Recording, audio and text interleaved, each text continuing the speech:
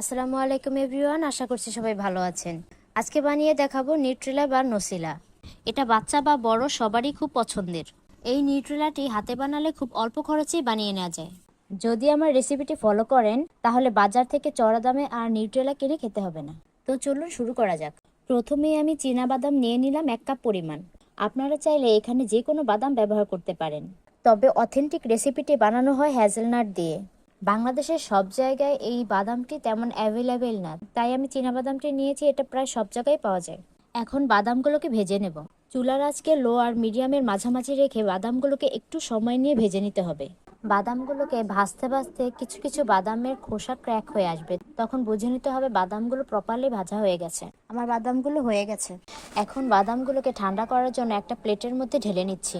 ঠান্ডা হয়ে গেলে এগুলোর খোসা হাত দিয়ে ঘষে ঘষে ছাড়িয়ে নিয়েছি। এখন একটা ব্লেন্ডার জগের মধ্যে বাদামগুলোকে নিয়ে নিব। বাদামগুলোকে খুব ভালোভাবে ব্লেন্ড করে নিতে হবে। আমার এখানে প্রায় 15 সেকেন্ডের মতো লেগেছে বাদামগুলো ব্লেন্ড করে নিতে। বাদামগুলো থেকে হালকা হালকা তেল ছেড়ে এসেছে।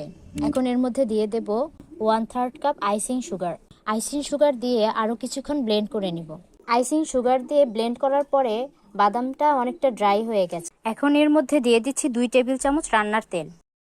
আরও দিচ্ছি 2 টেবিল চামচ কোকো পাউডার। আর সবশেষে দিয়ে দিচ্ছি 1 চা চামচ ভ্যানিলা এসেন্স।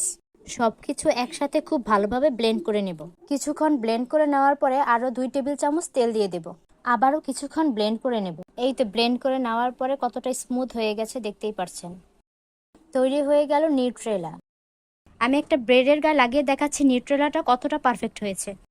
আই হোপ আজকের ভিডিওটি ভালো লেগেছে। ভালো লাগলে চ্যানেলটিকে সাবস্ক্রাইব করে পাশেই থাকবেন।